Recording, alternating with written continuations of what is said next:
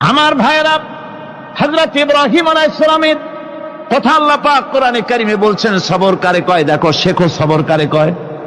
আল্লাহ পাক বললেন, ইব্রাহিম তোমার বিবি আর তোমার নবজাতক এই সন্তানকে রেখে আসো মক্কা নগরীতে। তিনি চলে গেলেন, সেখানে ঘর নাই, বাড়ি নাই, কিচ্ছু নাই, চতুর্দিকে ধুধু বালু আর মরুভূমি। হযরতে হাজরা বলছেন, ইব্রাহিম সামান্য পানি আর খাবার দিয়া আমার সন্তান শুদ্ধ এখানে রেখে দিতেছো, আমি কি অপরাধ করেছি? কোনো জবাব নাই। দুইবার তিনবার বলার পরে হাজরা বলছেন, ইব্রাহিম গো, তবে কি আমার আল্লাহর হুকুম মতো আমারে রেখে যাচ্ছ নাকি? হযরত ইব্রাহিম আকাশের দিকে আঙ্গুল উঁচু করলেন। কথা বলবেন, বাক শক্তি বেরোচ্ছে না। 80 বছর বয়সের সময় একটা বাচ্চা আল্লাহ তারে দিচ্ছেন, আর এমন বাচ্চা পয়গম্বরের ছেলে, কি সুন্দর চেহারা, মরুভূমির উপরে ফালাই দিয়ে রওনা হয়ে যাচ্ছেন, মুখ দিয়া কথা সরছে না, আকাশের দিকে দেখালেন। হযরত হাজরা বুঝতে পারলেন। হযরত হাজরা বলেন, ইব্রাহিম কোনো চিন্তা নাই, নিশ্চিন্ত মনে বাড়ি ফিরে যাও। আমি আমার আল্লাহর উপরে এতটা ভরসা করি, আল্লাহর হুকুমে যদি আমার এখানে রেখে যেয়ে থাকো, আল্লাহ পাক আমাকে আর আমার কলিজার টুকরা ইসমাইলকে পানিতে আর খাবারে মারবেন না, অবশ্যই তিনি ব্যবস্থা করবেন। ব্যবস্থা হয়ে গেল। হযরত ইসমাইল বড় হয়ে গেলেন। আল্লাহ পাক অর্ডার করলেন, জবাহ করো ছেলেকে। হযরত ইব্রাহিম আলাইহিস সালাম যখন জবাহের প্রস্তাব করলেন, হযরত ইসমাইল তা আপত্তি করতেন, বাবাজি আমার মায়ের আর আমাকে বাচ্চা অবস্থায় ফেলে গেলেন, খাবার দেন নাই, পরার দেন নাই, বছরের পর বছর আমাদের এখানে কাটলো, দেখতেও আসেন নাই, আজ আসছেন জবাহ দিতে। এটা কেমন কথা? কি ধরনের বাপ আপনি? এরকম বলছে নাকি? এরকম বলছে? হযরত ইব্রাহিম আলাইহিস সালাম প্রস্তাবটা কিভাবে পারলেন? আল্লাহ পাক কোরআনে কারিমে দৃষ্টান্ত রেখে দিয়েছেন।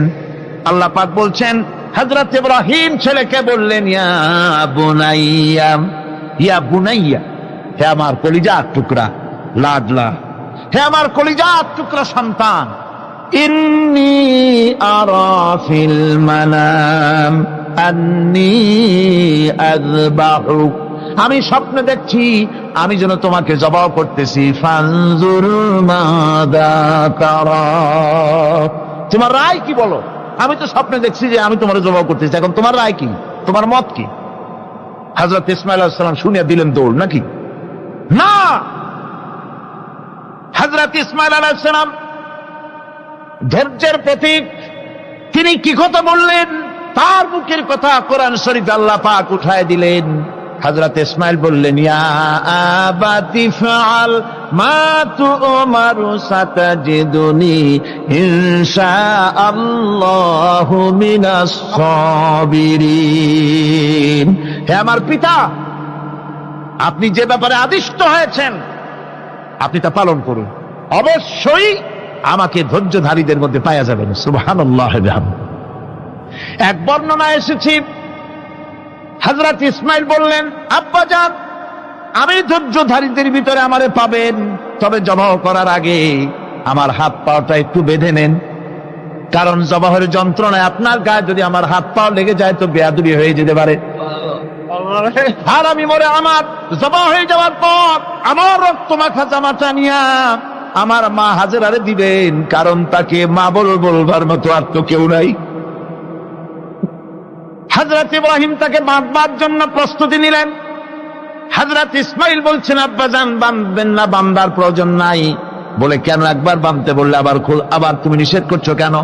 ছেলে বলছেন, আব্বাজান বাঁধবো না এই জন্যে, হয়তো কিয়ামতেই প্রশ্ন উঠতে পারে যে আল্লাহর হুকুমে রাজি ছিল না বলে হাত পা বাঁধা জবাহ করছে, আমি এই সুযোগ দিব না, আপনি জবাহ করেন, আমি এতটুকু নড়াচড়া করব না।